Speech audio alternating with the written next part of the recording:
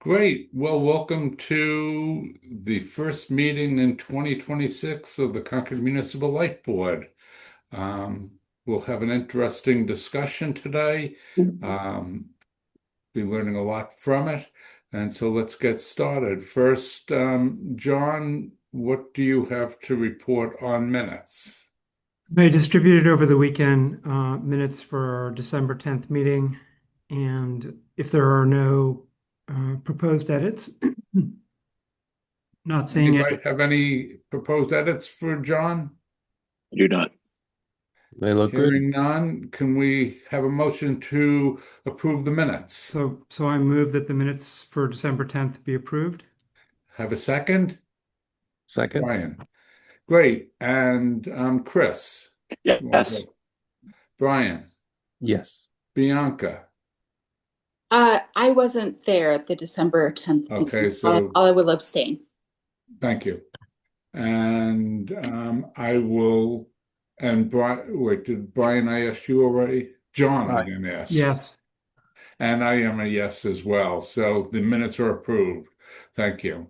Let's turn it over to Jason for the director's report. Thank you, everybody.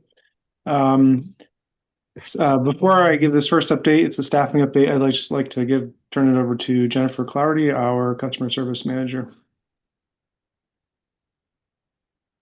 Oh, there we go. Thank you. Yes, so thank you. We have a big welcome for Jesse, who is our new AMI analyst. He started on January 5th.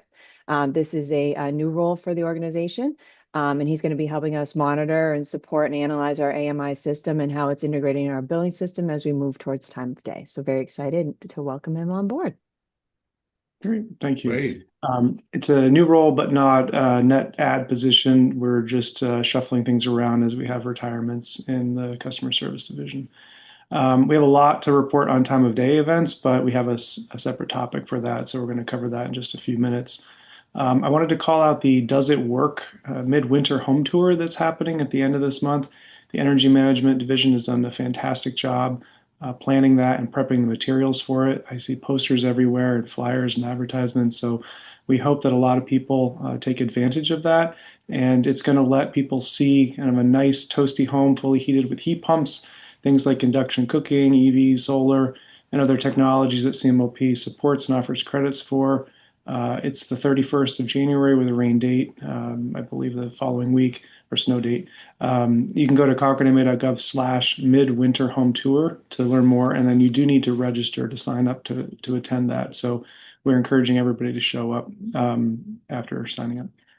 We're preparing a filing with Mass DEP for permission to add additional solar on the landfill as well as the battery.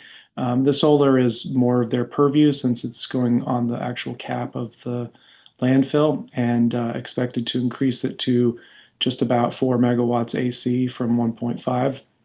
And all the testing and engineering has completed for that, and we're just working with the developer on reviewing the application packet and making sure that it has everything that both parties expect. The school administration has returned the signed site license for the solar at the middle school, which is great news.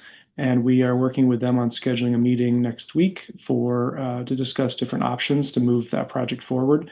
So that's a great development. Our auditors came last week to perform inventory validation, and this is where they basically are spot checking our counts in our system with live actual materials that are in our warehouse. And I'm pleased to report it was really one of the best inventory experiences that we've had to date, with less than 0.75% of variance between broadband and electric. The electric side was just phenomenal. And this is really a testament to the hard work of all the employees who have to go through and keep that process moving cleanly, and then also do a lot of prep around the audit period. Joe and his team are trying to improve it even more next year to make it kind of more work throughout the year and less work at the end, which is a great potential improvement. And then their auditors are coming on site tomorrow to begin the actual site work. Remember, this is a new auditing firm we have not used before. They handle a lot of the MLPs. They have probably the single largest auditing firm in the state for MLPs. And we know it's going to be a tough audit because anytime you change auditors, they look for different things. And also, they don't know you and your business. So they're really digging deep. But to us, that's a win. We want to know that information that they might unturn.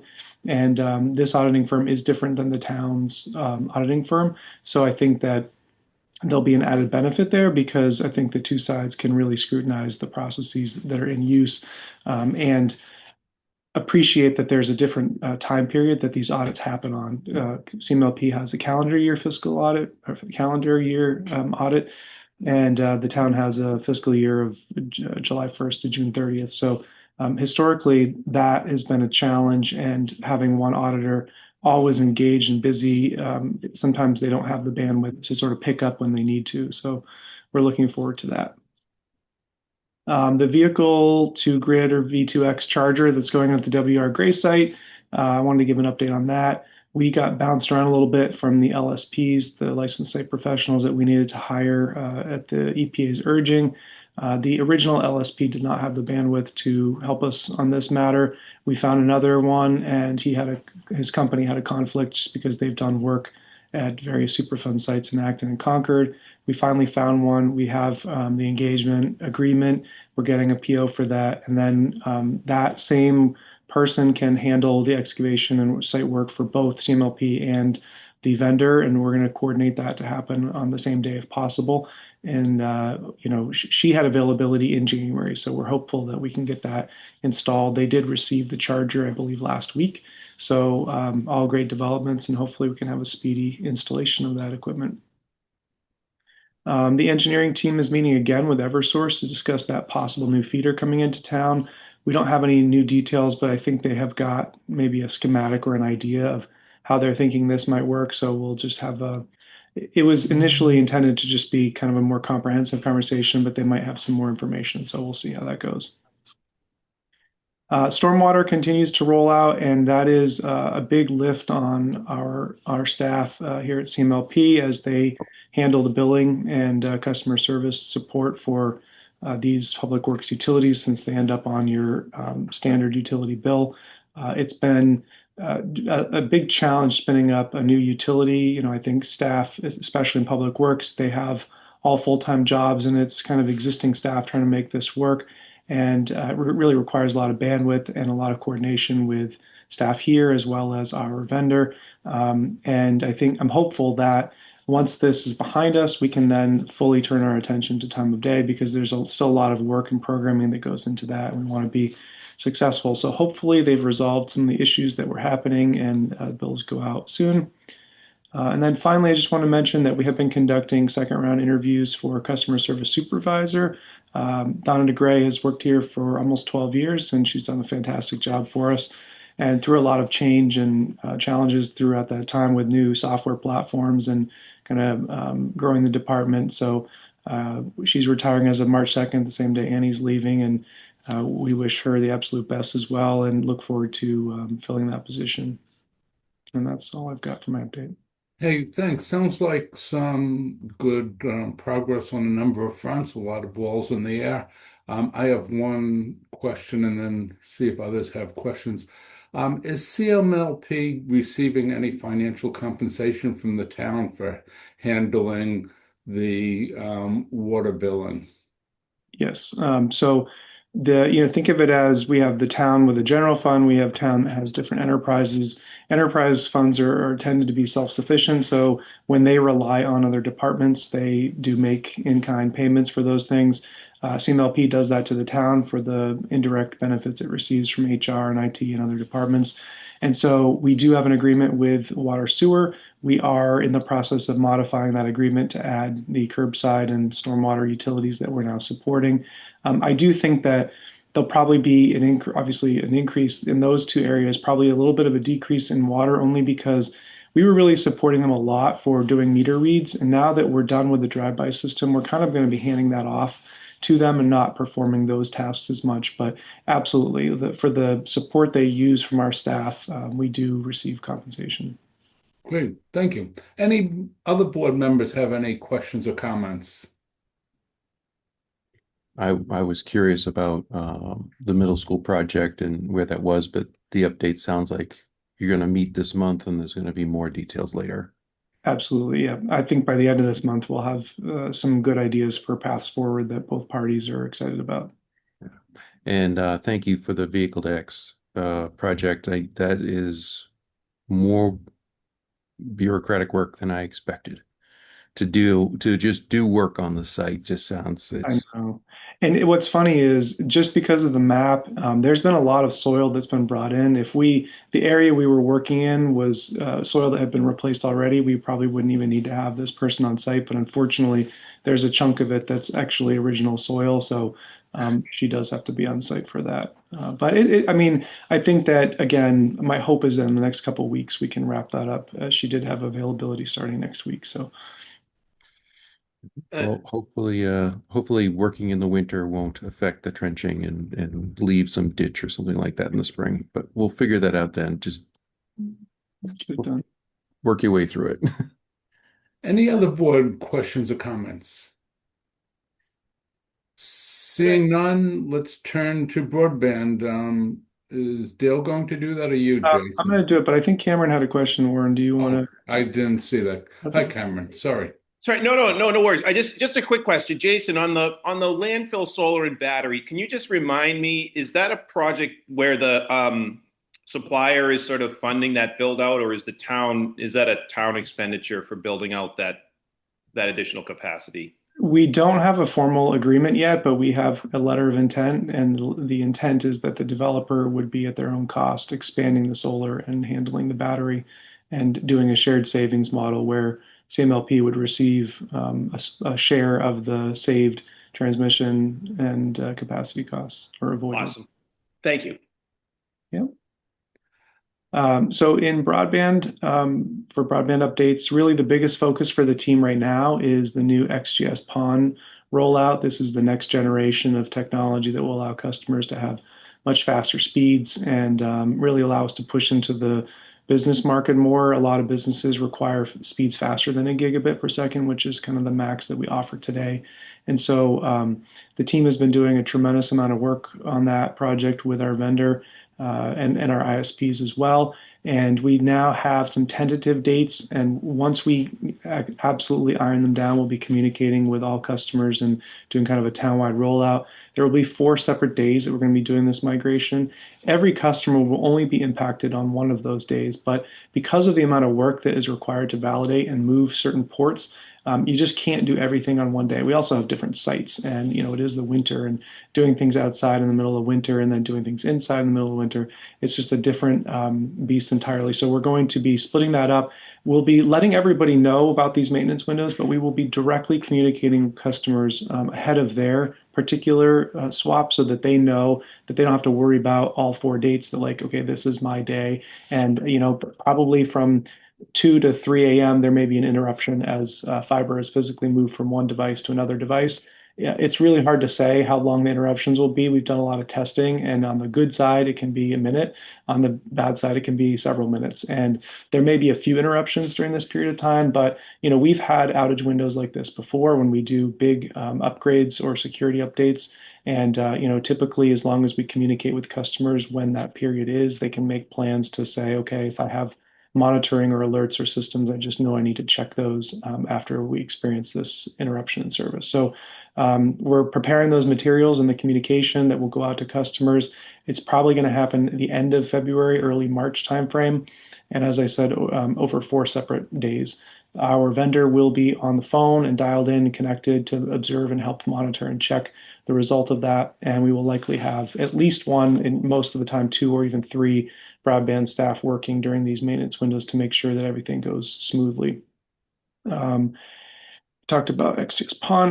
The networking team continues to support the town's expanded use of the Peabody School, former school, Peabody building. There is a lot of work that goes into making that usable by staff. Right now, facilities is the only department that's there.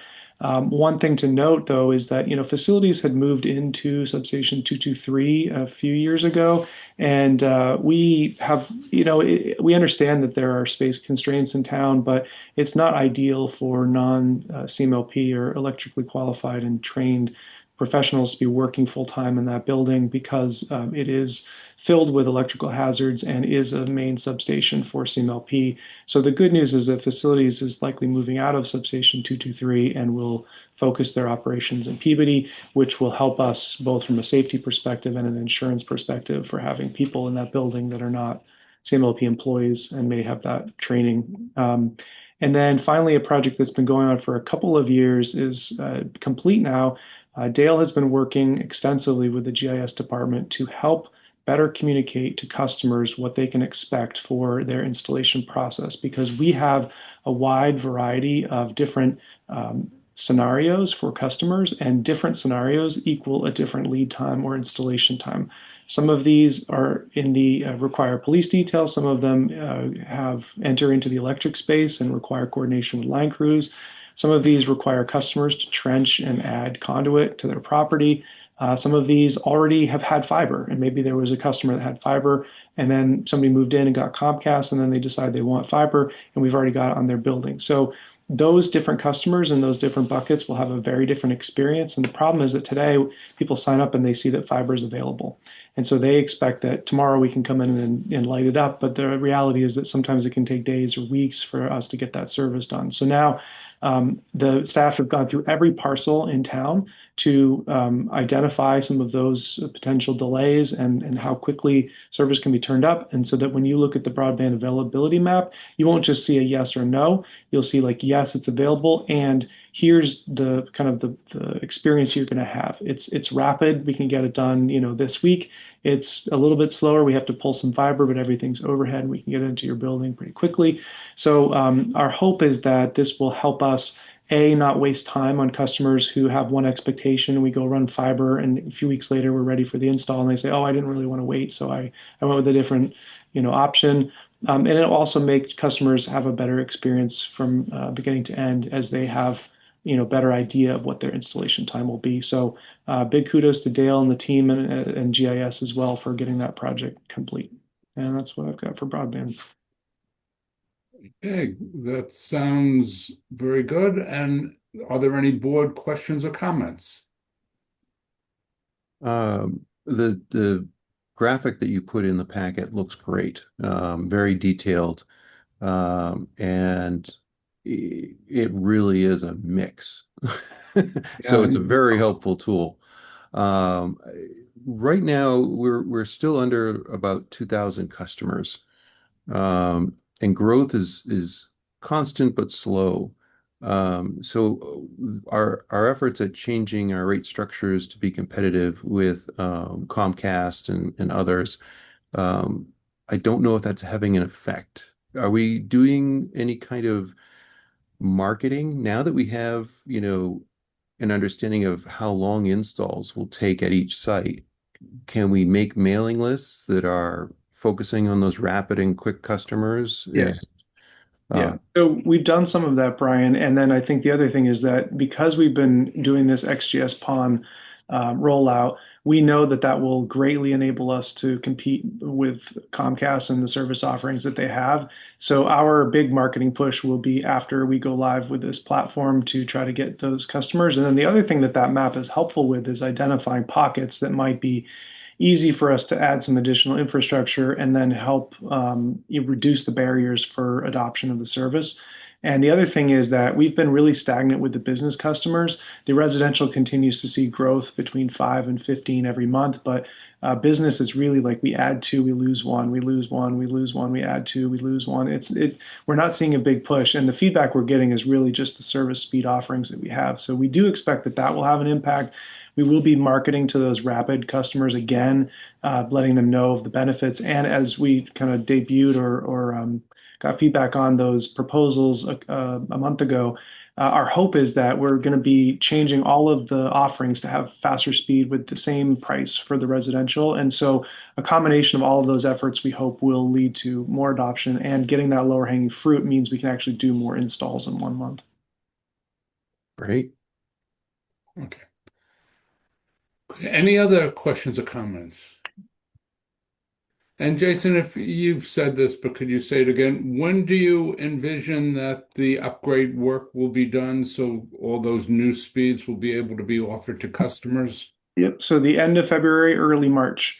Okay, And most customers do not need any new equipment to take advantage of those speeds. Only those who are currently on a gigabit speed will need new equipment to go faster than a gigabit, just because the older equipment only goes up to that level. But so it's only about 40 people that would need a hardware upgrade at no cost to them to make use of those faster speeds. great. Well, let's switch to the next agenda item. We're going to find out what is being done to prepare for the rollout of time of day and talk about the role of the board in that as well. I'm sure you all have a countdown clock on your wall. We're at 77 days at the moment before time of day rates go into effect. And so we have a fair amount of work to do to get the word out there. So, Jason, let me turn it back to you. Great. So I'm going to start this, and others feel free to chime in. Jennifer, Laura, and if I forget to mention something, feel free to chime in. But so as Warren said, we are the rates change for customers on April 1st. However, they will see those rates on their May bill. So we just want to remind people of that. And as we do our outreach, we're trying to reinforce that because it was a little confusing about the timing of everything, because people are going to wonder, oh, well, I see it on my April bill. Well, in that case, then it would have been your March usage, and we're, a month behind on our communication. So since we're expecting to see behavior change, we want to make sure people actually have a chance to do that. So let me start here. So we just want to remind folks of the communication objectives, especially as we seek to have more interactions with customers about the why. The why we're doing this is that electricity costs different amounts at different times of the day. And this rate structure really reinforces that, because now you'll be charged a more accurate amount of money for the electricity that you use when you use it. Now, changing to that and striving toward that fairness really has a lot of benefits, and you can see them here. One of them is that you have a little bit more control about your bill. Right now, the only thing you can do is shut your lights off to save money on your bill. And this now, you could use the same amount of electricity from one month to the next, but if you shift when you use it, then you could save a little bit of money on your bill. We also have the overall savings for customers for, when we have peak avoidance, that saves money on capacity and transmission costs that are really borne by the entire town. So that means lower rates for everyone. We've also got grid stability, which means, as we electrify, we're going to need to pack more, bring more electrons to people, and we have limited transmission resources. So spreading load around is going to help us electrify more without adding more of that infrastructure. And then obviously the dirtiest energy that is typically consumed happens during those peaks, because you have this short-term generation that comes online. And so less of that is a good thing. And we also talk about, and one of our key objectives is to say why we're doing this. This is not something that we thought of a few weeks ago and thought, oh, let's do that. There's a long history of discussions with getting a lot of input from the town. You can see a few examples here of CMLP strategic plans and the climate action plan that prominently feature moving to a time of use or time of day rate. And then another objective is obviously making sure that people understand how the rate structure works, the pricing, the times of day, the seasonality. And it is a really big shift for people who are used to paying more when they use more electricity. Our goal is to have well-informed customers so that people are aware of this shift and have been able to take any steps that they want to take to shift their load away from the peak to save money. Make sure that our staff are prepared to address any questions or concerns that people have, and not just customer service staff who are expected to, but really anybody, because depending on who it is and when they found out, it may be the next person they see that works at CMLP or the town that they ask about this. So we really want to make sure that all staff are aware and prepared to address some at least simple questions about it, like the when, the why, and the what. We're working on creating friends of CMLP. In other words, We understand that a lot of people are just going to say, I don't really pay attention to my utility bill. But we also understand that there's a lot of people who are really excited about looking at their utility bills. And we want those people to understand this so that they can help their friends and neighbors. And if they do, we feel like we're going to be a lot more successful because we'll have more disciples than we have working at CMLP. We want to make sure everyone knows where to go to get more information because, on its face, this is a very simple proposition, but there's a lot of information in the weeds, and you may have a unique use case that would require some additional explanation. You may have solar, you may have heat pumps, and you may have more questions or different types of questions than the average person. And then we also want to continually refine those materials. As we roll this out, we're getting a lot of feedback from people. And in our mind, a mature communication plan is one that continues to refine the materials to take advantage of the questions and comments and concerns that are coming in to make sure that those are addressed somewhere. You obviously can't address every single question, but you can certainly address most of them. And as you get that feedback, we should be refining materials or adding new ones if they don't address some of those concerns.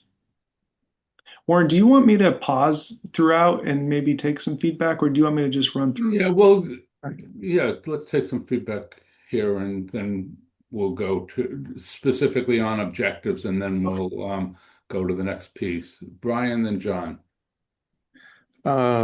Jason, so in the second slide on objectives, I think one of the objectives it's kind of touched upon, but it's the light plant wants to sell more electricity for less. So we want to be competitive and provide clean energy alternatives. So I think that's, I don't want people to walk away from the communication thinking, the standard conference, conservation thought, which is, just use less. This is not about just using less. This is about using it because it's clean and it's less expensive and it just requires us to think about when to meet those other two criteria. Yeah, that's good feedback. That's it. John. I guess, maybe to follow up on Brian, one thing I thought, Jason, on your first slide, which was really exceptional, was the benefits that you outlined of time of day. And I think, frankly, in the past, we were making the mistake of kind of suggesting that time of day means lower costs. And it doesn't necessarily mean lower costs. It only means lower costs if customers, have a certain favorable load shape or if they respond to these price signals. So I think we need to be very careful there when we kind of promise, lower costs. It's only going to be lower cost in certain instances. And I think the way it's been framed here in terms of fair rates for all is, that really is what it is. And I think that as well, as Brian suggested, we're providing tools to customers to help them, make better decisions and to, achieve some of these benefits in terms of, cleaner electricity and being able to, basically make their contribution. So I just felt like this was really the characterization of benefits was really nicely done and right on target. Thank you. Right. So let's move on. Pamela, I see your hand up. We will take questions from the public in this part of the meeting, but we'll say we're going to do board questions at these interim spots along the way and any public questions or comments at the end of the full discussion of the outreach plan. Okay, so turning to the different channels that we're using, I'll run through these. So direct marketing, these are going to be the emails that go out to our actual customer email addresses. They're going to be bill inserts that appear in there, and there may be some targeted messages that go out to those folks that we believe are going to have kind of we look at their load shape, and as John said, some people have a very favorable load shape, other people have a very unfavorable load shape. And so we would like to get ahead of that and kind of let people know ahead of time and target those people who are probably going to have the biggest variation from their bills today. We also have had several events and have several more coming up We're going to talk in a few minutes about the Light Board Forum. And Laura and I have attended the League of Women Voters First Friday about a week ago. And Laura will be at the Concord Can later this month. I went to the Conservation Coffee. We're going to have a Council on Aging event there for the senior population that may have questions about this.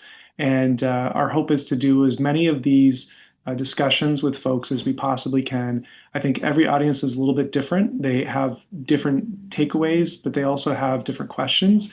And it's been really great to hear the questions that people have and the things that they want stressed, and they don't always align, but we certainly have been already modifying our presentations to take into consideration some of the great questions that we've been receiving and make sure that those appear on our FAQs. The first thing that we do after an event is we kind of debrief and we share some of the questions we received and make sure that these things are incorporated. The League of Women Voters event was filmed. It's up on YouTube. We are going to be adding a link to that on our resources page for time of day. And our hope is that some of those recordings will also help be, longer form messages for people that have more nuanced questions or have questions that are only adjacent to time of day. And hopefully that can help save some stress and time for customers who have questions. Community mention, so other boards and committees, our hope is that from the select board to the climate action committee to any other relevant committees that we can either get some face time or a mention, because again, as I mentioned, those kind of friends of CMLP, the more that this is discussed and talked about for different entities, the better this will be. I think we have to continually remind people that this is residential only right now. One of the biggest questions we're getting are people are starting to hear about it and they're getting excited about it and they're saying like, oh, I've got a business. Like, what will this mean for me? Or I'm the school department and what will this mean for me? And, we're saying, well, it means nothing right now. However, this may be a conversation that we have down the road. So we are trying to get those community mentions. Obviously, the website and social media, Jennifer and the team have done a great job building that out. We are working with Questline, a marketing company that has rolled out time of day rates before. They have a lot of experience doing this. They're designing our If you could clean customer communications, and they are helping us design other materials. And so I think the website right now has just a few pages. We'll be adding more information and resources to a resources page as we collect some of those recordings and other tools that are not necessarily calculators. And then we also are using social media a little bit right now. We'll be using it more. And our hope is to have a platform that allows us to manage a complete social media presence across different formats that we don't currently have today. Right now, we're really accessing LinkedIn and the X platform, but we'd like to move into Instagram and Facebook and Blue Sky and other platforms that people may be using because we just need to find people where they are. And then obviously the staff training is a big piece. Laura has done a great job. She met with every single department, and I think she has even a follow-up meeting with customer service to help answer any questions that they have about the rollout. And those have yielded some great questions and feedback as well. And I think there's staff here who interact with customers routinely, and it's great to hear from their perspective, like how they think this will land or how people will interpret certain messages. So that's great experience that will improve our communication. And then we do have a third-party call center that takes after-hours calls or overload calls, and we want to make sure that they have all the FAQs, all the documentation, so that should somebody call at 5 o'clock or 6 o'clock in the evening, maybe they just got the bill insert that day and they really want to know now. Obviously the call center can take a message, but they're happy to give as much information as they have. So if we prepare quality materials for them, they will rely on them and maybe be able to answer some people's questions right away when they call, so they don't need a follow-up. Warren, do you want to take questions? I'm done with this slide. Yeah, Chris. Just a comment. My ears perked up. We should not be on X. That's all. Thank you. All right. In terms of resources that we have developed and are developing, so obviously I mentioned the website, some of those communications, the online calculators. We have two right now. We have one that is really amazing and was developed by Laura and Kyler and others here at the light plant and allows people, it has the built-in load shape or the average load shape of a customer. So all they really need to put in is their monthly usage. And then they can check a series of boxes and say, I'm going to be using this during the peak, or I'm going to be using that during the peak. And it will really show them what their bill likely is going to be and compare with different options. So that's great. And we also have just a very simple calculator that allows people to put in what they use on peak and then off peak and then super off peak. And then it will show them what their bill is relative to the opt-out rate, because we do want to be very transparent with people that, like, as John said, there are some people who have a very favorable load shape. They're going to save money. We have people who don't. They are not going to save money. And the average person is going to have the same bill if they have the average load shape. And we're obviously collecting no more revenue than we did before, but different people may win or lose, and it's going to be different than what's happening today. Right now, we have people winning and losing, and it's not accurate or necessarily fair, but it's the best we can do when we get a kilowatt hour usage at the beginning of the month and one at the end of the month. So those calculators have some statistics, and I'll show you those in a second. The FAQ is developed. I think we ended up with 50 or more questions, and we're trying to not overwhelm people, but also have enough there that if they really want to dive in, they can, because again, you're seeking out the FAQ. So we should have a lot of materials there, but we also don't want to be too redundant or have people get lost in the maze of it. So we're trying to find that perfect balance between too much and not enough information in the FAQs. And then we're also developing some flyers and one-pagers. We do have bill inserts that have gone out, and we'll have one that goes out every month. But then we have materials that people need to hand out. They may be on a line truck, they may be at the counter, but we want something that encapsulates everything about the program in one place. And so we've got that developed now, and those may be tailored too for the audiences. So we're working on that. Lauren, do you want to do it? Great. Thank you, Jason. Bianca. Yeah, this is great. I was just wondering about the calculator. Is that going to be on the website, or is that going to be the address also on the flyer or on the mailer? The mailers and addresses are really all referring people to the main time of day page, which is concordma.gov/TOD. And from there, you'll see all the resources in the menu, which are the calculator and the Okay. Rates and the FAQs and the resources. John. Yeah, I think having an online calculator is a great resource. One concern I have is that if there is the ability to kind of see how the rate would be using the opt-out rate, I'm thinking that we're potentially going to be in a situation where we're going to be causing people who have certain load shapes to, elect the opt-out rate. And I know that when we established the opt-out rate, we made a decision in terms of there was going to be an underlying premium associated with that. I think that maybe in a year's time, we want to go back and look at who's actually on the opt-out rate and see whether the difference in rates or that opt-out rate is appropriate given the usage characteristics of those customers. Yeah, that's a great point. When we talked to SMUD, we learned a lot about the opt-out, and I think there's always the fear that a large number of people will opt out and it will change your expectation of how you calculated the rate. I think the reality is that people tend to get nervous about their bill going up, but that we saw from SMUD a very small number of people who actually opted out. So I think that you're right. That's probably a good thing to do, is to say, okay, let's actually see when people go through it. And I think for us, providing customer service and support to our customers, we want to help educate them, but we also want to kind of de-escalate the average person who says, well, I'm sure my bill is going to go up, so I want to opt out now. And we want to make sure that we provide them enough resources to understand that that might not be the case. One of the things that we've done is programmatically gone through the usage of every customer in 2025, every residential customer in 2025.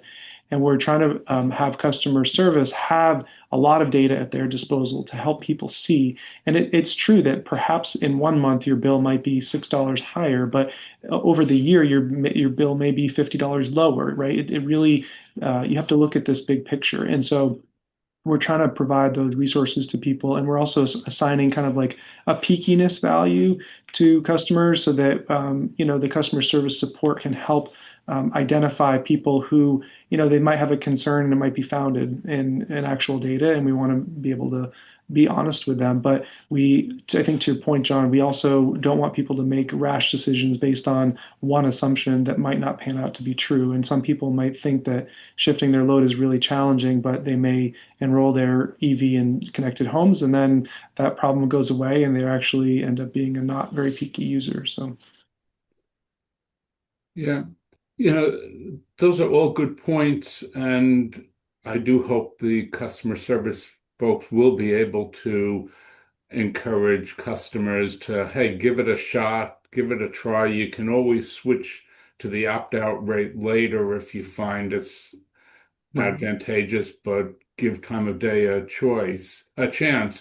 I also worry on the other side, and this suggests we need to think about messaging related to the fact that we have this transition period this year between April and the end of the year, where the time of day rates, the differences between off-peak and peak hours are not that great. And I worry that some customers are going to make a major effort to switch their load to off-peak times and going to find it's not going to make a big difference to their bill, and they're going to think it's not worth it. Whereas this is really a trial run for what's going to happen in January, where if they start getting into the habit of switching to off-peak times, they will start seeing bigger differences. But I do think some of our messages have to emphasize the fact that 2026 rates are a trial transition period, and sharper differences between peak and off-peak times will roll out in January. Brian. Yeah, I wanna build on that comment, Warren, because I just got on, and as we've been talking, I've been playing with the calculator and simply putting in less monthly kilowatts. I start to see savings with the opt out of like $4 a month. I don't know if that's true or if that's um, I would think it would stay relatively equivalent, but I think this is to your point about the transition rates. It would be nice if the calculator gave you a 2026 estimate and a 2027 estimate based on what we think the revenue neutral values will be. That way people can see, oh, it might save me $4 this year, but next year it's going to cost me 20. Um, but I think displaying the estimated 2027 rate would be helpful to customers because that is where they really see the effect of TOD. And we don't want them to do all this effort to get their attention. They make a decision, and then we say, "Oh, well, we've updated the rates, and it's now the same thing, just amplified, and no one pays attention." So, Yeah, great. Thank you. Bianca. Yeah, I want to echo Warren and Brian's concerns on this. This is one of the reasons I wanted to just jump straight into this, go whole hog the first year, not to create confusion. But I do think that maybe adding that second year on, if people are going to the trouble to use the calculator, then they're going to go through they're on board. Anyone who's using that calculator is fully on board, and then needs to pay it. We need to provide them with more accurate information, because if they go in there the one time and they're like, this is bogus, I don't want it, that's not going to be helpful. So yeah, I think adding that second year rate would be really essential. Yeah. good feedback. Great. Thank you. Laura. Yeah, I just want to, in response to that, alert folks to the danger of doing that, because the 27 rate that was prepared by the consultant was based on our 2024 and 2025 costs, both for power and for the light plant operations. And so it's sort of a pro forma number. It's if we go out and start publishing those 27 rates, I'm afraid that people are going to think that's what the rate's going to be in 27, where in reality, what we plan to do is rerun our costs with current power supply estimates and operational costs to prepare the actual 27 rate. So it's a tricky balance between trying to show them that the differentials will increase, but not creating the expectation that that's a known rate. That's what it's going to be in 27. Yeah, Good point. Yeah. Would it be better, Laura, um, to list it as not 27 rates, but estimated full transition rate? Yeah, I think we could with wording, we just have to be very careful with the wording so that we don't create the expectation that that's a fixed rate they're definitely going to see. But I hear your point that I think showing people, and we've had questions from folks, well, what's the full differential? And so I think it would be helpful. We'll just have to craft it carefully. Yeah, we want people to know where we're going with this. That first time they make the effort, because they're not going to make a second effort. Yeah. Most of them. Yeah. Thanks. great. All right. So that's great feedback. We will definitely adjust so that we can include more phase 2 communication and calculator data.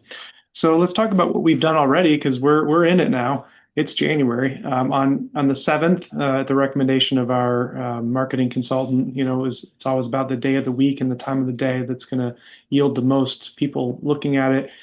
Communications went out to 6,100 customers. We had an open rate of 42.8%. You can see here they have benchmarks based on their communication and expectations, and a few of these we blew out of the water. A couple of them were lower than we would like. So the first one, the open rate, very high. That means that people were very interested in this communication and excited to learn more about it. We had a click-through rate of almost 5%, which is great. That means those are people who actually clicked a link on that communication. And you can see in that top links clicked what they actually clicked on. So 228 people actually ended up on the time of day page, which is fantastic. A few people clicked, they wanted to see it instead of in an email, they wanted to see it on a browser page so they could kind of maybe blow it up or something and see it a little bit better. Several people went into Smart Hub. Some people went to CMLP's main webpage to learn more about CMLP. And then we did have some opt-outs, and you can see on the left the opt-out rate was about a third of a percent. It's a little bit above the benchmark, but not an alarming rate based on our feedback with our consultant. And we do expect that rate will probably go down in the subsequent communications, because there's some people who are thinking like, why am I getting this in the first place? I didn't opt into this.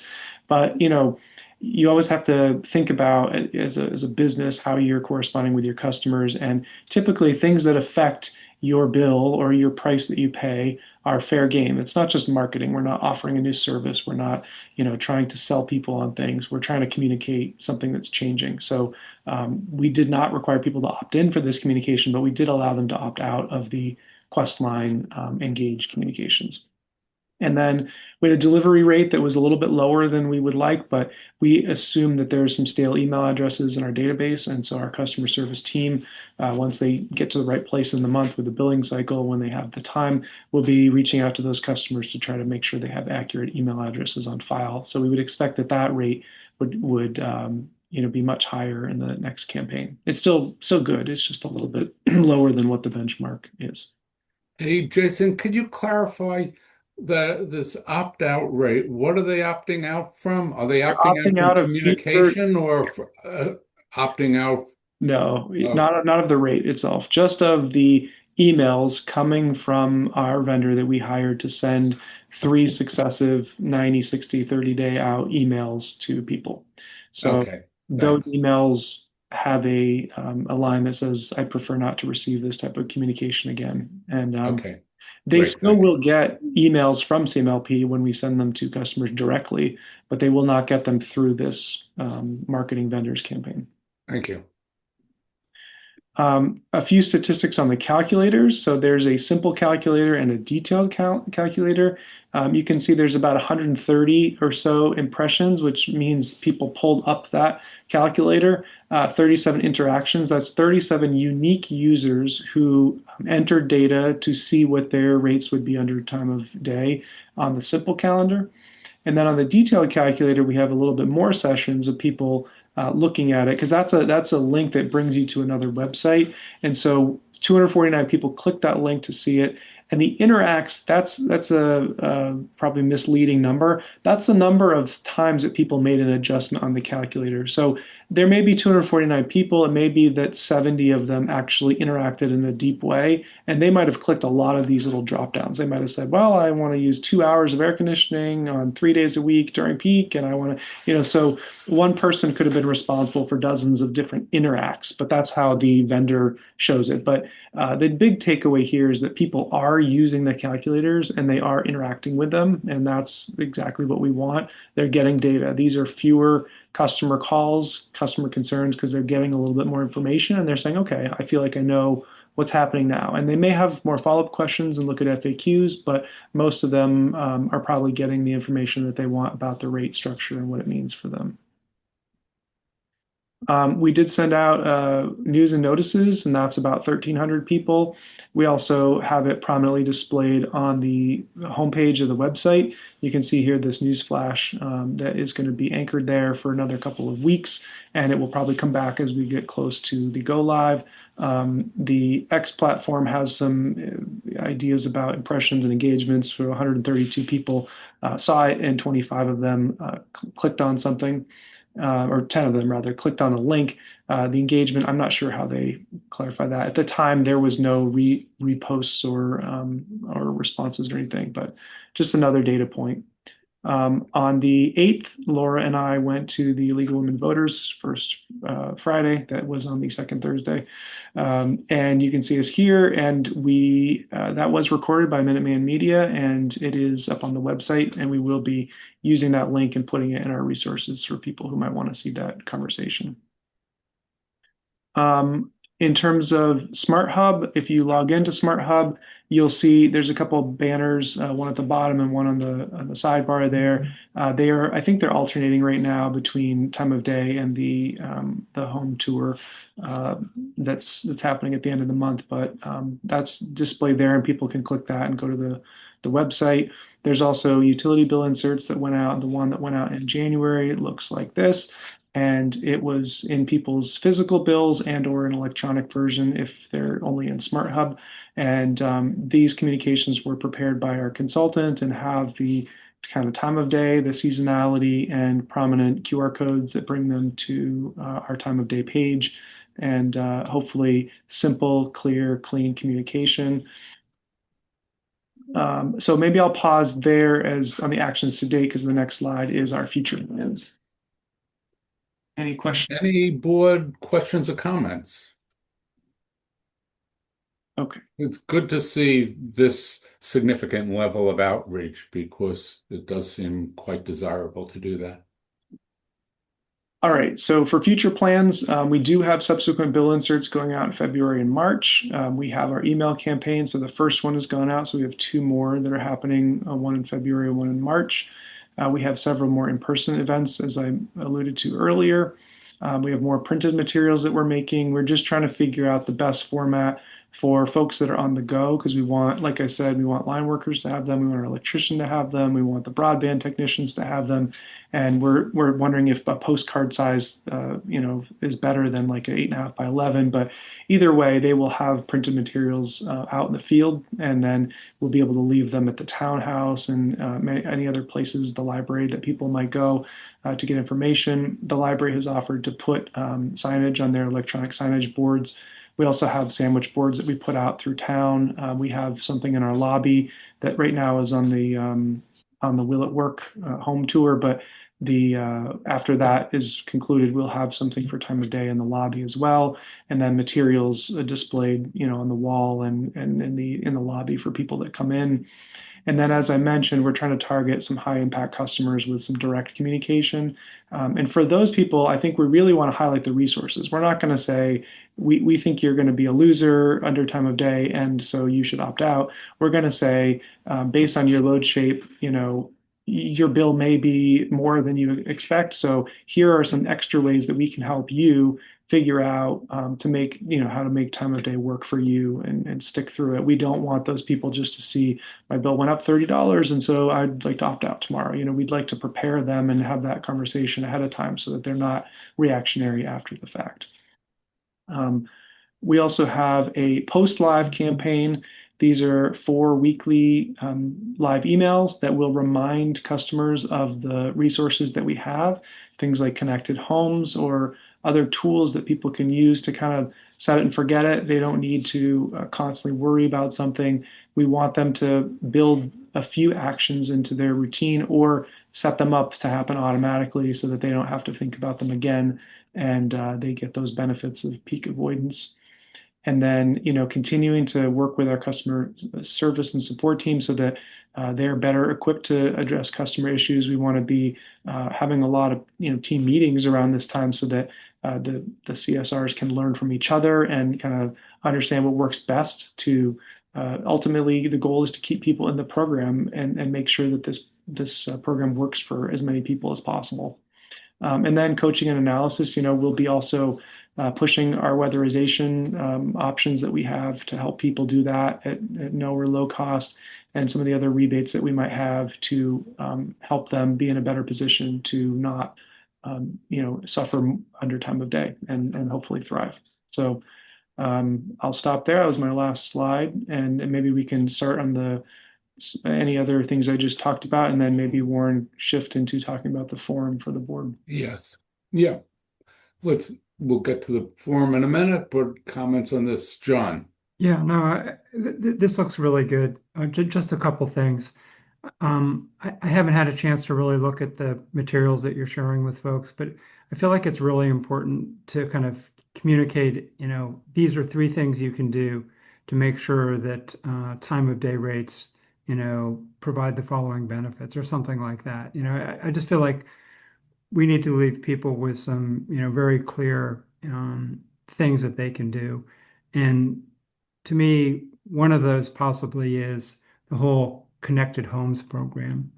And one thing I think that's, really important, for us to have as an objective is really to use, connected homes as a way to kind of make sure that this program is a success for the light plan overall, right? That to me is the simplest, straightforward way to allow people to kind of participate in time of day. And I leave it up to you, but I just feel like if there's opportunities to kind of expand it to heat pumps, to appliances, to various end uses, I think that really would be a worthy objective of a light plant is to have the connected homes program, which has the highest participation of any municipal utility in Massachusetts. It's good feedback. Thank you. Thank you. Bianca? Yeah, on John's point, the connected homes is great, and we just recently signed up for it for the second time. We thought we had signed up for it over a year ago, and it turns out that if you buy your Nest thermostat at like Home Depot, I guess where we got it in Waltham, those it looks like they're all pre-programmed to be connected to Eversource. So when we went into our account and said, join Connected Homes, it joined us to Eversource. And we were just happily thinking, oh yeah, we're connected.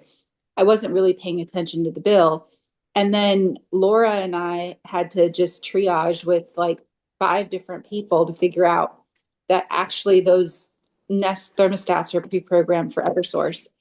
So then we had to have Eversource disconnect, reconnect. So I think that, just heads up, I think it's a terrific program, but we might have to have I just like encourage people to check that it's actually working. And Yeah. just have, problem solving will be on the rise.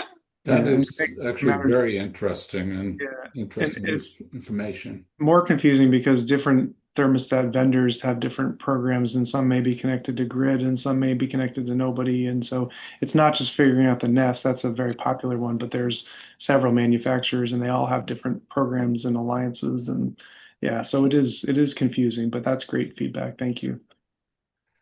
So one other thing, you were talking about analysis. It'll be really important for us to track closely what difference this is all making in peak use and be able to report back to people um, progress and hopefully be able to show progress over time as people adjust to the new rates.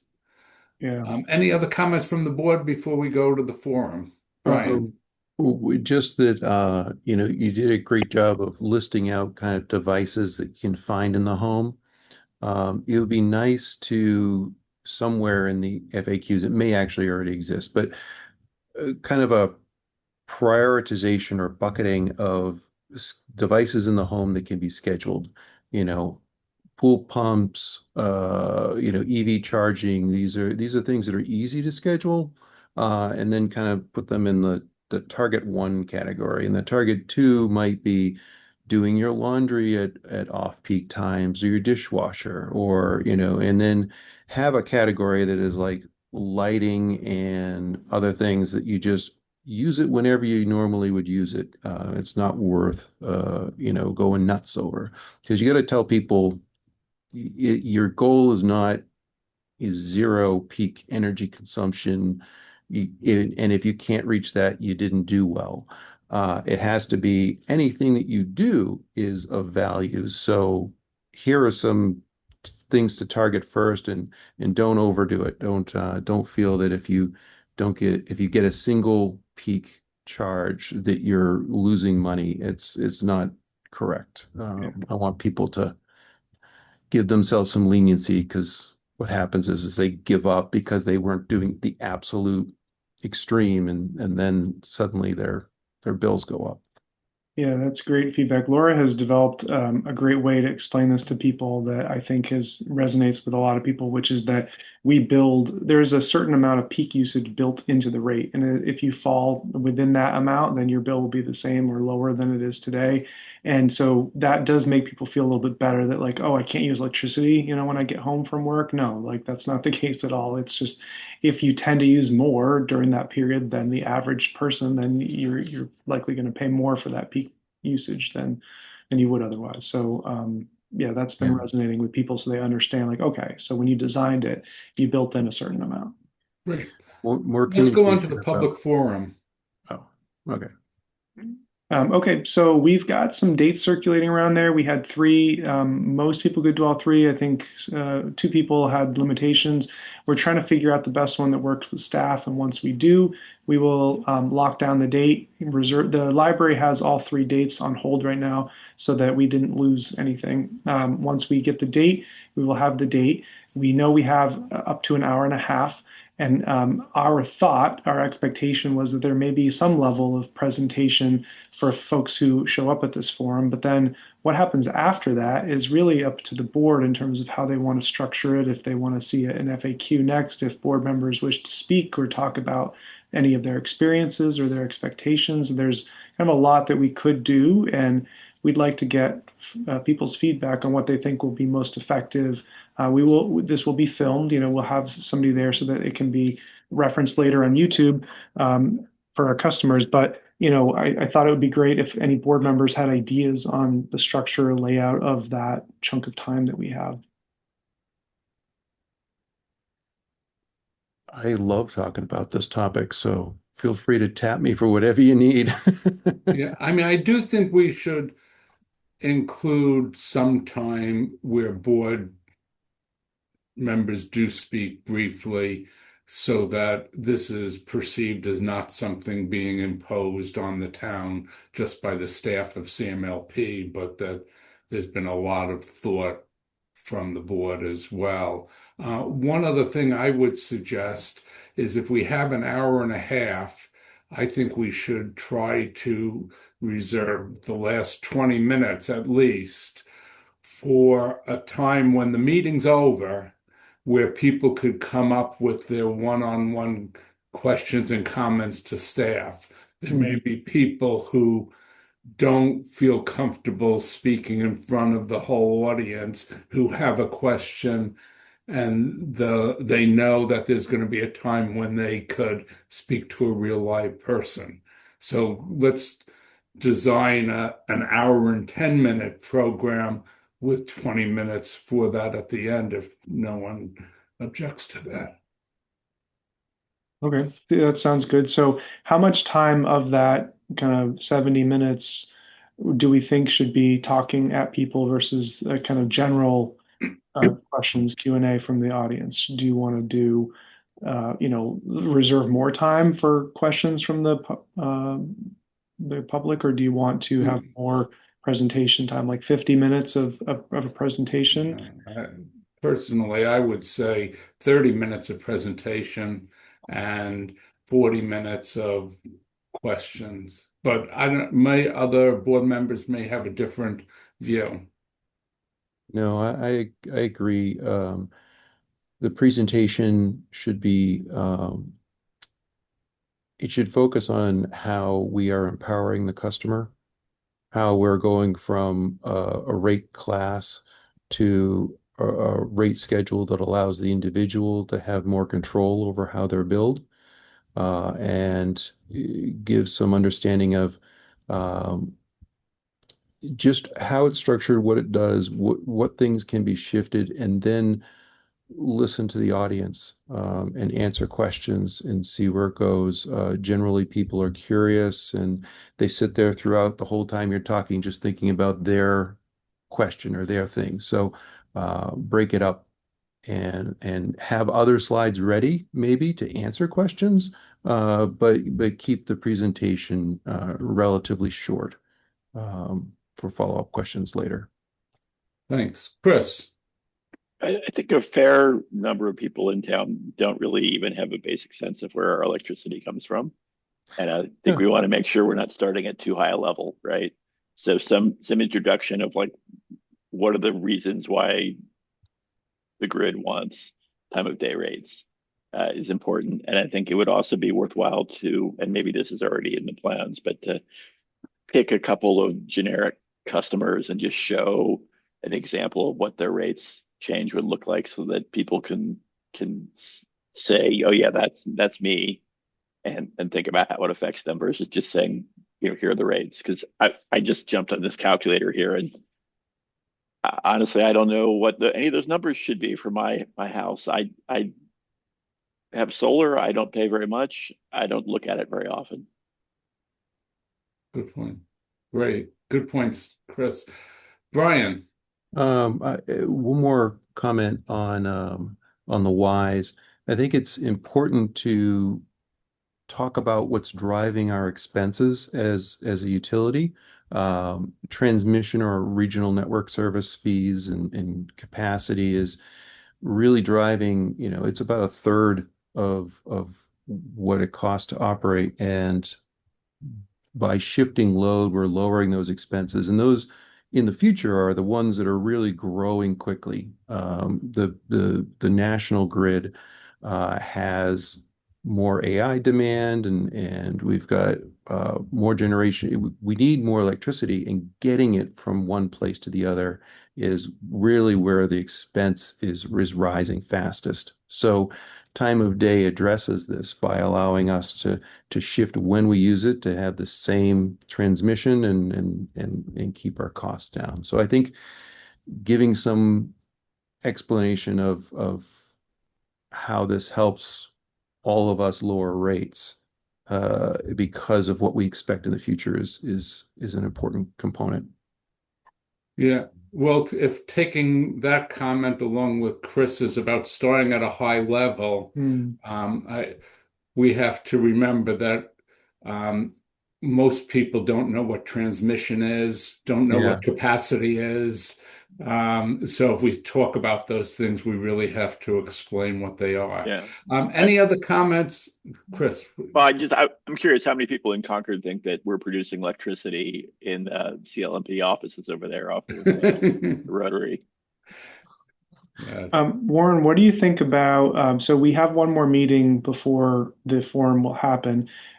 Staff could help prepare kind of an agenda that address some of that, high level, give the board a chance to talk about some things, and then we have a kind of a framework to discuss a little bit more detail so people are prepared because we're trying to work collaboratively, but we've got open meeting law. So if we're going to really be collaborative, we have to do it in an open meeting. So does that seem like a good idea where we could maybe circulate that before the next meeting? Yes, circulate it before and we'll talk about it at the next meeting then.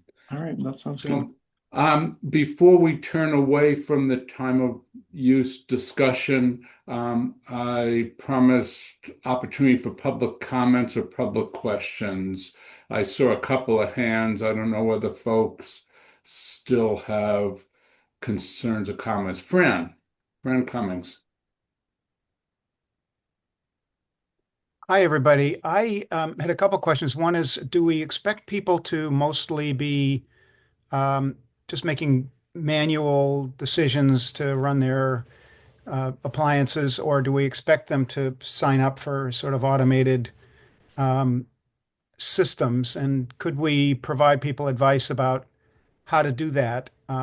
Services that might be available. Also, do we expect people to get to be thinking about batteries, either as part of a a solar system, or maybe do you expect people to think about installing battery systems specifically once they begin to think about how to do time of use? Maybe that's overkill, but should we be mentioning that as well? Finally, about heat pumps, it seems like heat pumps are really a set it and forget it kind of thing. And the advice that I saw on the website to pre-cool or preheat your place before 3 p.m., I think there ought to be a specific version of that that's addressed to people with heat pumps, so they're not like jerking their thermostats up and down and wasting a lot of energy and getting frustrated. Thank you. Yeah, the comment on heat pump is especially important.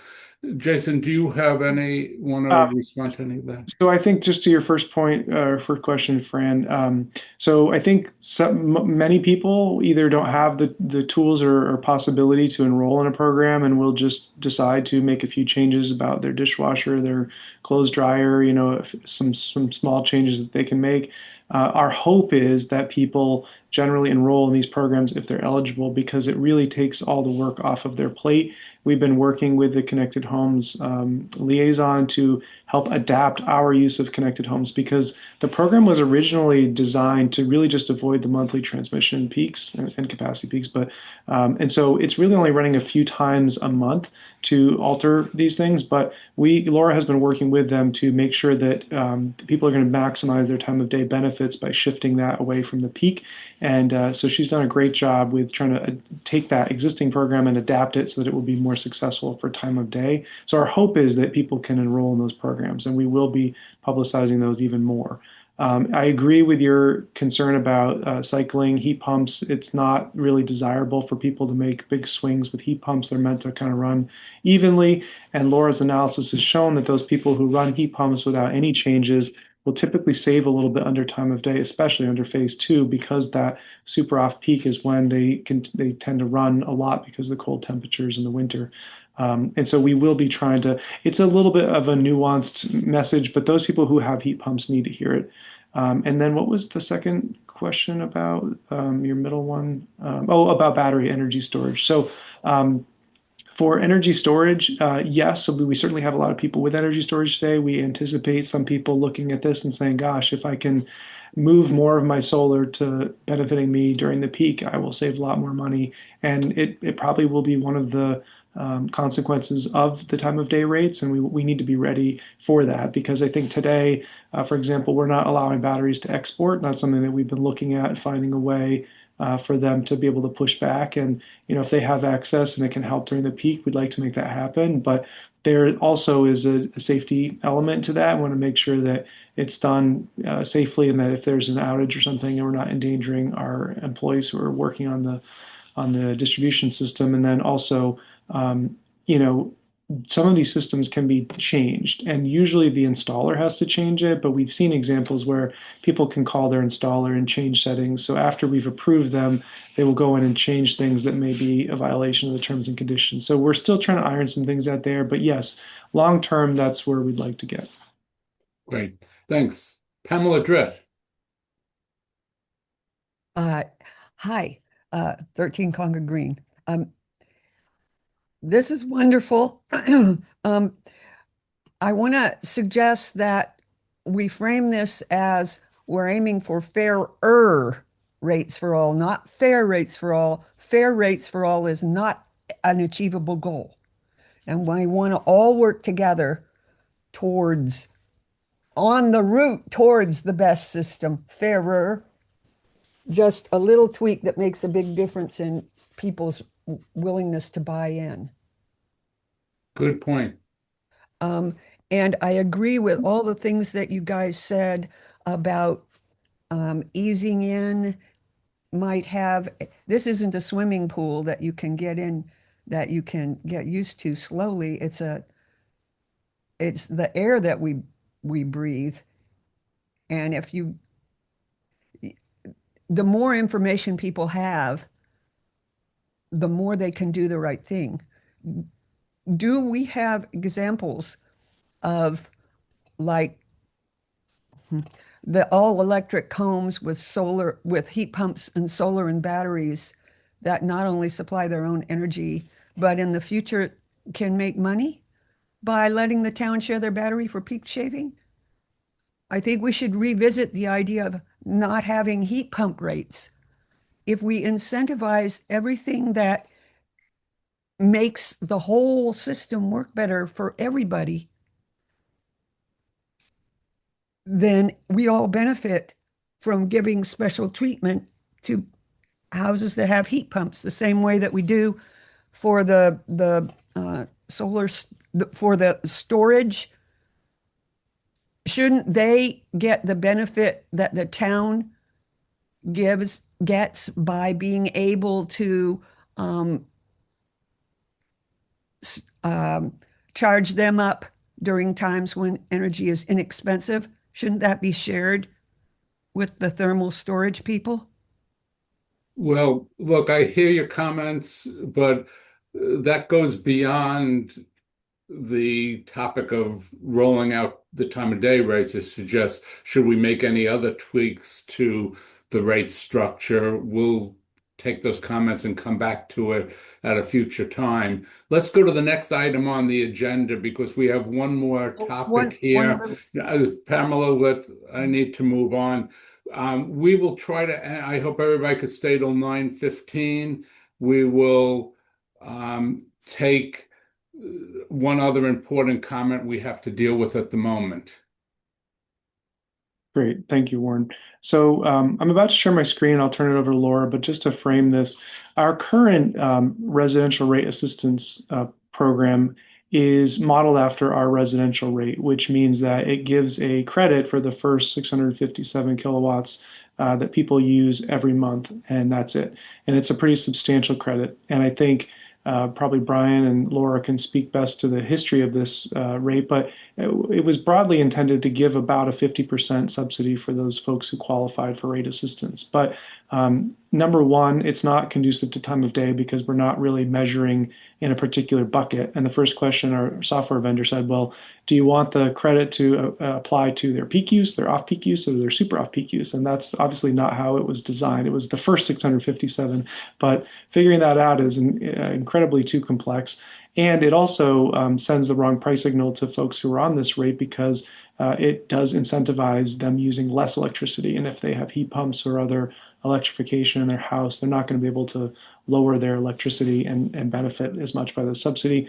So I'll turn it over to Laura, and she can I'll share my screen, and she can talk through kind of the proposal that we have. We'd like to get feedback from the board So this is a slide that I think Brian will love, and maybe the rest of you won't like so much, but sometimes it's important to get into the details to understand how things work. So over on the left, we have an example of a bill for a customer that's on the regular R1 rate.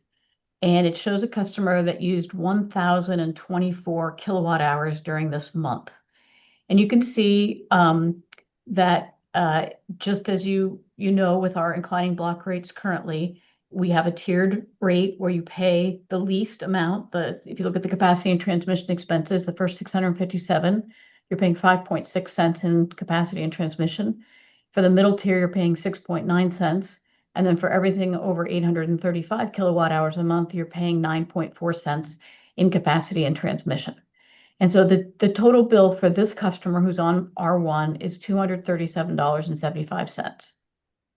If we look at the same bill for a customer who's on the residential rate assistance, that's what RESRA stands for, residential rate assistance, and we look at a customer who used the same volume of electricity, 1,024 kilowatt hours, this is the way on the right-hand side the RESRA bill currently works.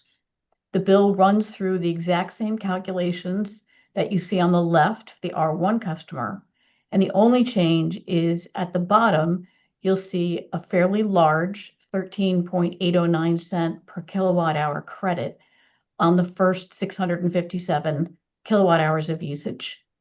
And so this customer's bill on the residential rate assistance would be $145.66, which is 61% of the 237. So essentially, this customer is getting about a 40% discount on their rate versus what they would pay if they were on the R1 rate. So that's how it currently works. We go to the next slide. We've put on the left, again, what a regular non-residential rate assistance customer would pay under time of day. And we're using the same 1,024 kilowatt hours. I've jiggered the percentage of peak, off-peak, and super off-peak such that the total bill was the same as it was on the other page, $237.75, 76 cents. Now, if we look to the right, these are two different proposals for how we might handle the rate assistance rate under time of day. Number one up at the top and number two down below. Number one at the top would reduce the rate they're paying for each time period by 50%. So over on the left, you see the 2026 energy rates. You can see the standard is 30.315 for a standard month for the peak period. And the customer under TOD RA number one would pay half of 30.315 or 15.158 cents for the peak, and subsequently pay 50% of the total standard TOD rate. We're just assuming this is a standard month for each of the time periods. And therefore, this customer's bill, instead of being $237, would be $126, which is 53% of 237. 126 is 53%. So this customer is getting about a 47% discount, okay, off of their bill. Now, if we just take a flat 50%, CMLP's estimated cost to support this program will actually go down from what it currently is.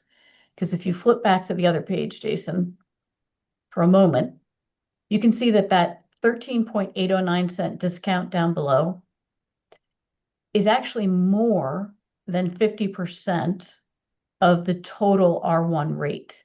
The R1 rate, is different by volume, but it ranges between 20.6 cents for the first 657. I'm talking about the sum of capacity, transmission, distribution, and energy. It ranges between 20.6 cents and 24 cents. So if we're giving an almost 14-cent discount, you can see that 14 cents is more than 50% of 21 cents. So going back to page 2, if instead of TOD RA number 1, which just applied a standard 50% discount across all the time periods, we instead said okay, what if we want to support the residential rate assistance class in the same, with the same amount of monetary funds, so that the same that we're spending today, what would the discount be for those customers? And instead of being 50%, it would be about 58%. So you can see that the charges under TOD RA number 2 are lower than they are under number 1. So like for peak, it's only 13 cents instead of 15. And so if we did that, the customer bill would be $111, which is 47% of 237. And so that is about a 53% discount off the regular TOD rate. So these are a couple of different options that would work well with our billing system that we wanted to present to the board as possible ways to handle residential rate assistance under the new time of day rates. Great. Hey, Laura, before I take other, if you could just clarify one thing. It seems like if you look at these bills, and maybe the example you have is just not typical, that the customer is getting a bigger rate reduction with the 50% than under the current R1 rate. So why does not that lead to less total spending than we're currently spending? Because here their bill's $126, and under the previous slide, their bill was more than that. It's because this customer is using 1,024 kilowatt hours. And previously, we only allowed the discount on the first 657. And under the new time of day, we wouldn't have that limitation. They would be getting the discount on all 1,024. So customers who use more than 657 are going to see a bigger discount to their bill. Customers who use less wouldn't see the same disparity that you're So if you identifying. had run these numbers on a customer who's only using, say, 700 kilowatt hours, it would have not, with the 50% discount, they would not be doing quite as well as now. Correct. Yes. Okay, great. Thank you. Brian. what you- Laura, the existing system gives them a discount for up, per kilowatt up to a limit of 657. What if the rate simply said we're not going to collect the service charge, the $20 a month, and then we said the same thing, which is we're going to give you a credit up to 657 kilowatts and then set that rate such that it's the same subsidy? Because the service charge is our distribution expenses. It's our shared expenses. This is a subsidy rate. So we are, as customers, subsidizing these customers. So I think it's appropriate to say, okay, first thing for residential assistance is we drop the $20 a month fee, and then we give a flat credit rate per kilowatt consumed up to the old limit or whatever seems appropriate. So let me just mention that these rate treatments that are being proposed were proposed in part and mostly actually because of system limitations. It is not going to be easy for our billing system to have that 657 kilowatt hour limit. It's going to be very difficult for it to calculate it. It's going to be a custom program, and it probably won't be ready for April 1st. And it's because it has to do some calculations outside its normal operations. It's got to first add the peak, the off-peak, and the super off-peak together, and then apply the 657 limit. It's designed to focus on all the calculations within each time period. So to do what you're saying, Brian, would be problematic from a administrative perspective. Reducing or eliminating the customer charge probably wouldn't be as problematic. It would require a whole new set of rates, at least in our system. to handle that. So these are more administratively simple for us to handle this way. And we were trying to comply with, I think, the spirit that you had identified, Brian, which is that these rates should be roughly a 50% discount for these customers. Bianca. It appears complex, but I guess I don't know the system well enough to, because what I think we're proposing seems simple, and I don't understand how having a whole set of rates that we have to manage to price it correctly to be a 50% subsidy is easier. I think that's way harder, but that maybe it's just harder on our end and easier on the algorithm. Yeah. Thanks. Bianca. Yeah, so I wanted to just get to let's get to the root, and maybe that makes it easier to solve the problem. So where did the 657 kilowatt hours come from? So when we ran our last cost of service study, well, I think it's the one actually before the last, the median usage, Bianca, the median monthly usage was 657 kilowatt hours. And that's where that number came from. And so the idea is to give that away for free for No, the customers received the generous discount, the 14-cent discount on that 657. Okay, and the 14 cents came from what? What was that? Was that a percentage? That was originally supposed to be about 50%, but over different machinations, it sort of crept up and it ended up being, it's at one point it was 50% of the total bill. Think about it this way. It was more than 50% of the first 657, but customers that use more than 657, they're not getting 50% off their bill, right? Because they're not getting the 14 cents off everything over 657. So if you would have looked at somebody's total bill, plus it didn't include line items and the customer charge and stuff like that.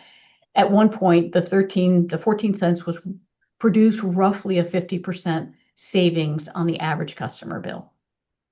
Okay. So then what I propose that I think it seems would be the easiest is just to model out what are we hoping to get, like from the time of day, what would CMLP hope this average median house spending 657 kilowatt hours per month be charged using the time of day rates that we've established, and then give a lump sum 50% discount, just lump sum discount, just whatever that is. We did talk to our billing vendor about that. It is possible to issue just a credit on the total bill. I think that it is not as simple from a bill print perspective to add anything. This is the way that Laura proposed is definitely the simplest, and with 3 months or less to go, it is something we think we can make happen. The 50%, like adding a line, that's the next simplest thing and something that we think we can probably do. But it does add a little bit more complexity, and it does include then some other charges and things. And there's a philosophy question here about, should we be expecting to limit people's credit to a particular amount of their kilowatt hour usage? Some people have big families. Some people are renting a place with a heat pump. Some people have situations they can't control. And so what is the fairest way to apply a credit, and what is the intention of the board in terms of giving out a credit? Are they looking at bills? Are they looking at the whole program? So those are the questions that I think once we have those answers, it's easier to shape a response. Right, and that's why I'm saying if we had the program set at 657 kilowatt hours per month, which was the median usage, we had it set at 50% discount. So when we could just model out what should or what would we ideally hope that median household usage or cost be per month, and then apply a 50% discount to that. Let's say it's $100 a month. Okay, then we just $50 credit. And that way, what the calculations behind that we can adjust, as we go along. If that becomes wildly different, if we said, something changes, we can always change that. I don't know, that just seems like that would be the simplest because we can always change it in the background, whatever that credit, the monthly credit is going to be. Yeah, I think Thank picking an amount that we expect people to use for a median is more connected to the rates that we're moving away from because we're in an era of electrification where we are expecting people to increase their electricity usage to decrease their carbon output. And so by picking an amount that we say, well, this is the median, we'll offer a credit based on that. It unfairly punishes people who are doing everything that they're being asked to do in the town, or by no fault of theirs, or end up in a house that has electric heat or heat pumps, or has some other situation that they can't control in terms of how much energy. That's fair. So Hey, basically, Bianca, let's move on to another person. John, Yeah, I mean, this has been a really good discussion. And Jason, thank you for those comments because where I was very similar to where Bianca was, is with the way the way the previous rate was designed was predicated on a specific savings for a fixed amount of energy. Um, what's being proposed here is much more open-ended, and the rate impacts, because there is going to be a rate impacts to other customers, is uncertain depending in terms of what these customers' consumption is. And I'm okay with that, but I think that we need to recognize that that's a very different type of program that has, a risk to it, and a cost to it, that's more open-ended than the previous program. thank you, Chris. Yeah, I guess I'm agreeing with what I've heard from others. We want to have something that still gives people a motivation to adjust their behavior to reduce peak loads. So, having something here, but it seems like just a flat off the top or off the bottom line discount is better than trying to build it into all the different rates. Just my curiosity here, as a relative newcomer to this is all money coming from ratepayers, so we're just everybody pays in, and then we're giving this back to some people. There's no third party money coming in here in any way, right? That's correct. Okay. Yeah, let me ask a question, Jason and Laura. In terms of a number of different ideas that have come on the table, if you could rank them in terms of easiest to administer to hardest, and let me see if I got this right. The easiest to administer is what you proposed here, which is just having a percentage discount in the rates at all times of day for these folks. Correct. The hardest to do would be our current system of giving them a discount for the first 657 kilowatts. And in between those two would be not charging them for the service charge and doing what a couple people suggested of just having a certain amount taken off the bill in a standard way at the end of the day. Is that correct? Yeah. Okay. Thank you. Brian. Yeah, I've been listening. So the example number one is the 50% off the different prices per kilowatt hour. I'm understanding more that giving a discount on the amount consumed over the month for all time periods is a hard calculation. So the idea of doing it the way we're doing it, where you get a discount per kilowatt consumed, is actually the hard part. I still would rather see the service charge not applied to these customers because most, if I remember correctly, most are lower users, and we have one or two outliers that are like over 3,000 kilowatt hours. So I would like it weighted towards smaller ones. And I think having a zero charge for the service charge and then a percent that is less than 50% per period or per block, to make it that 50% subsidy for the group. I think that's where what I'd like to see, and I think is accomplishable.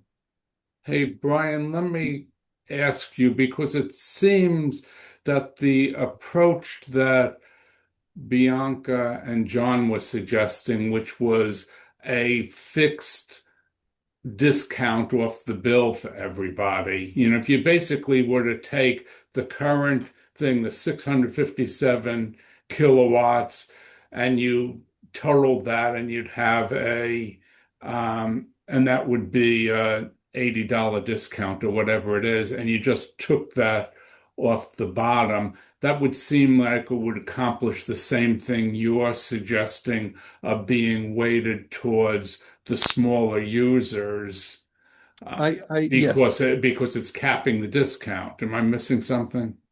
The only concern there would be we would start paying some of the very smallest customers. Because if someone is using 200 kilowatts a month, and then we're giving them a flat credit that is more than the cost of 200 kilowatts, then they'd be accruing credits. I don't know if that's an issue. If it's not an issue, I think Bianca and John's idea is a good one. So yeah, I want to make sure it's weighted towards the smaller customers, Okay. and that the TOD rates still have an effect on their behavior. So, Laura, how many of these customers roughly use less than the 657 kilowatts? Let me have a look at that.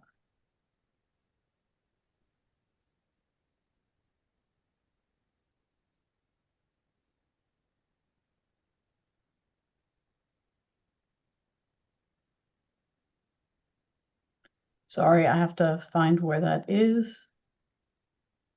I have it sorted by dollars, and I want to sort it by kilowatt hours. Let me just do that.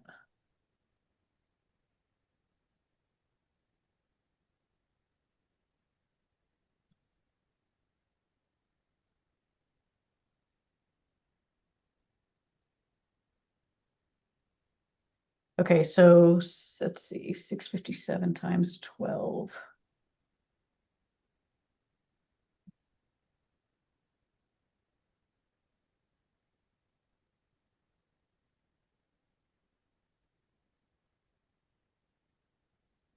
So anybody that uses less than this. So on average, so I'm taking 657 times 12, Yeah. looking at annual usage. There are 17 customers who use more than 657 a month times 12.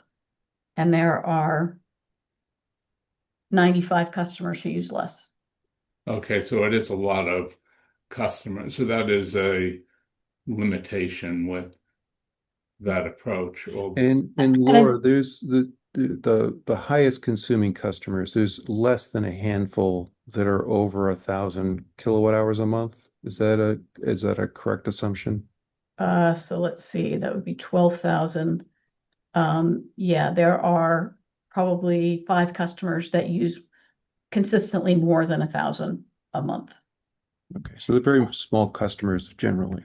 Yeah, and I do want to remind the board that one of the effects of us eliminating the inclining block rate and going to TOD rates is that small customers are harmed. In the old system, big customers were subsidizing small customers because they were paying that high rate in the third tier. So by flattening the rate, we forget what time of day is doing, just flattening the rate itself had a big impact on people. It lowered the big users' bills and it raised the small customer bills, which is probably why, Warren, when you were going on the calculator on the webpage and you were plugging in small amounts and seeing, hey, I'm not saving a lot under time of day, It has a lot less to do with the amount you show you use on peak versus off peak, and a lot more to do with the fact that you're no longer getting subsidized by the big customers. Yeah. Okay. So, well, it's not clear. It seems like we're not in a position to make a decision at this moment. Um, but is there, it sounds like what board members are saying is that you're more interested in a subsidy that is standard to all the customers on this rate than to something that gives a greater subsidy to the customers who use more. Now, Jason was earlier arguing that gives, that's in a sense penalizes these class of customers as they decarbonize and switch to things like heat pumps, because that will not give them a subsidy for that greater electricity use. Yeah, I think my issue, Warren, is that the reason we're going to time of day rates is to collect for expenses, and discounting heavily the per kilowatt hour rate is not full collection for their activity, whereas the distribution is really where the subsidy should come from.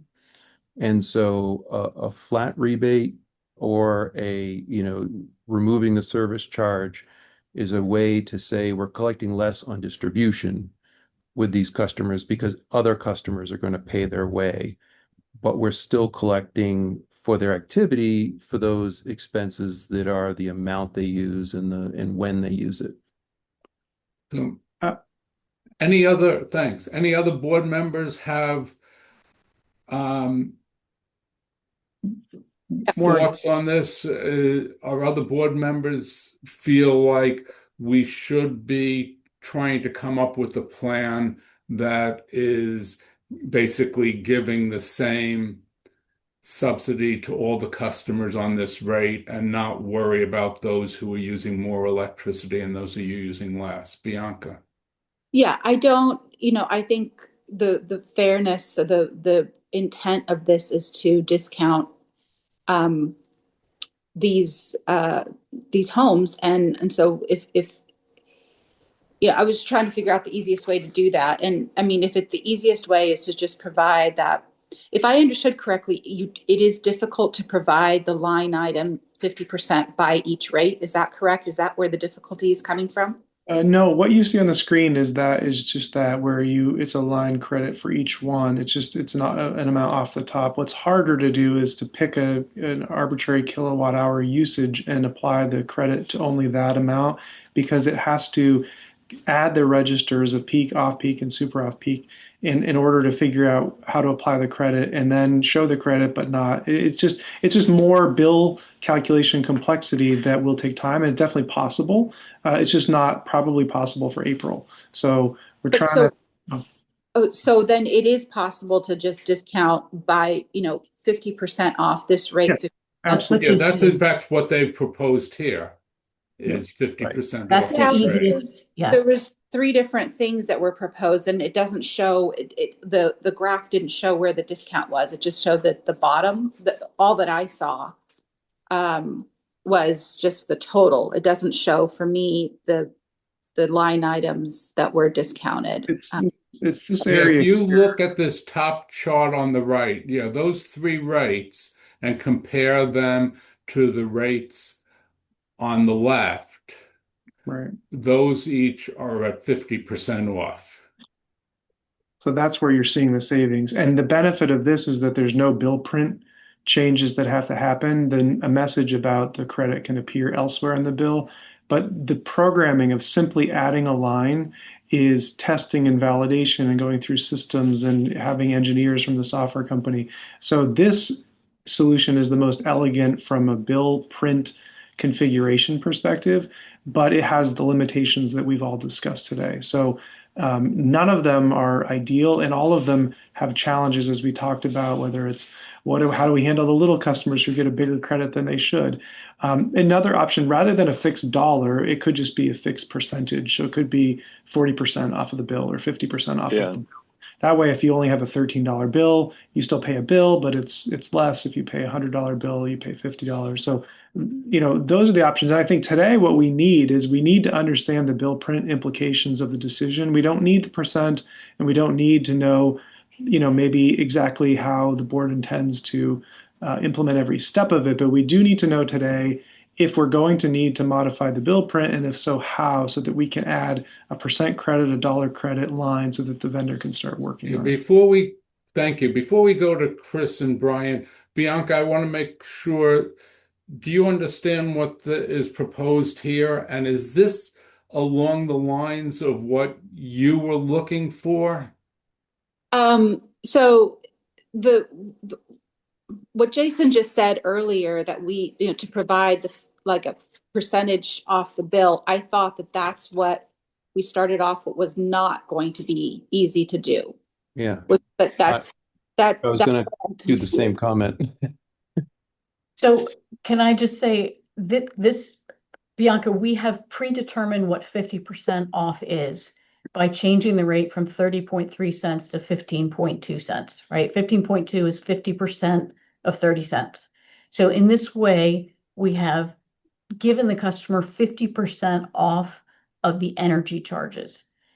This is the simplest thing for us to do. It doesn't have to be 50. You can say you want 60, 55, 58, 45.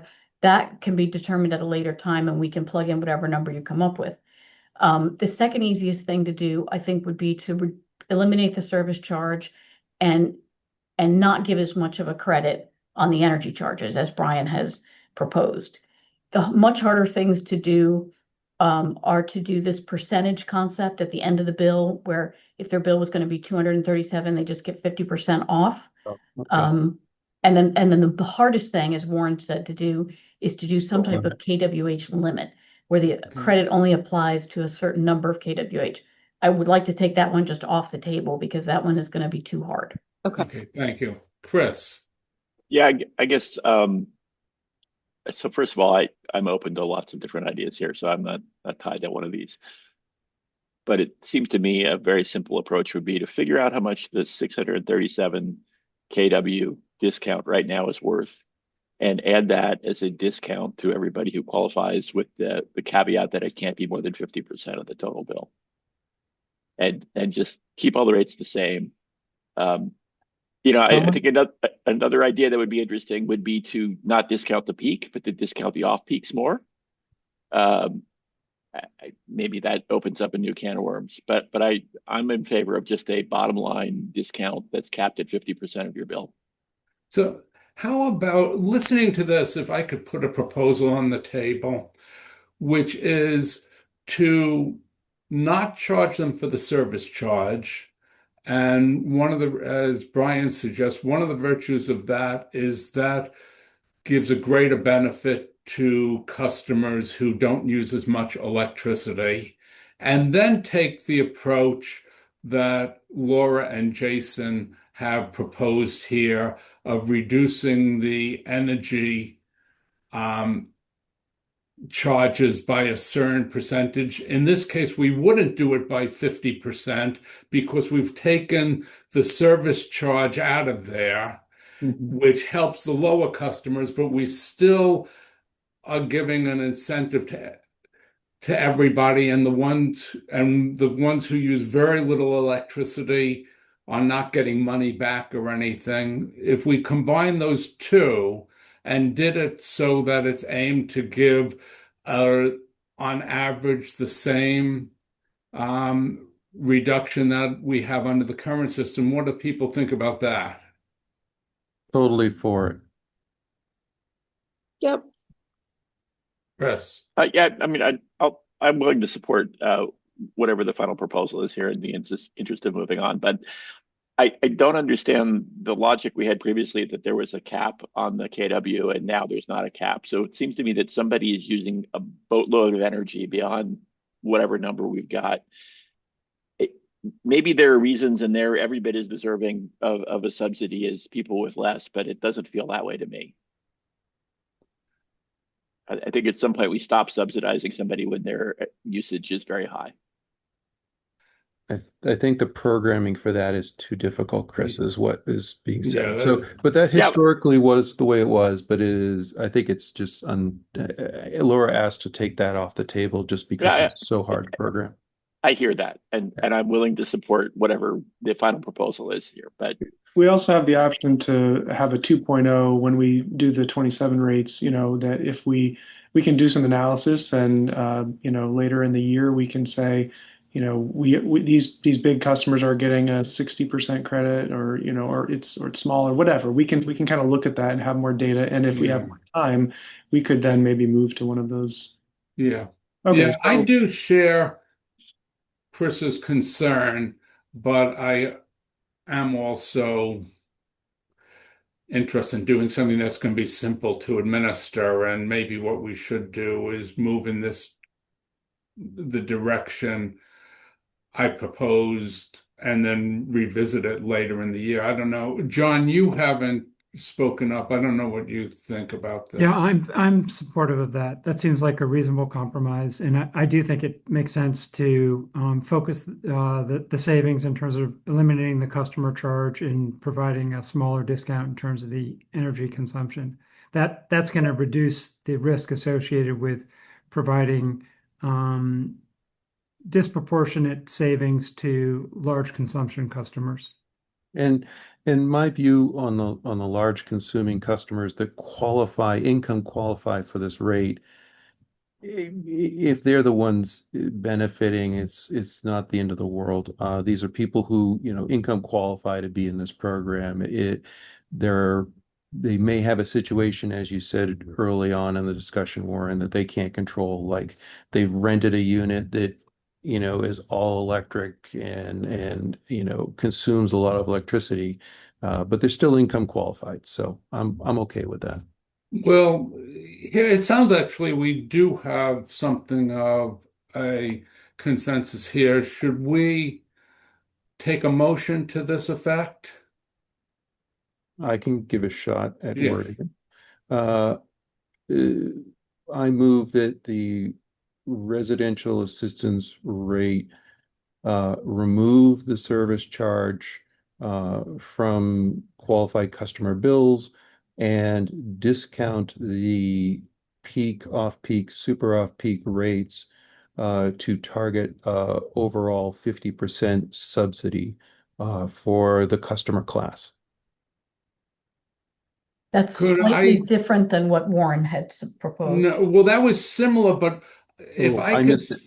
say, I would prefer if we didn't put in the 50% number because customers now are actually not getting a 50% reduction in their bill. They've been getting a 50% so if we could make it Oh, a so modifier so that they're getting an equivalent, um, the average Warren, customer is getting an equivalent subsidy to the current system, something Yeah, to so that. the CMLP pays out the same amount with the same amount of expected usage. Yeah.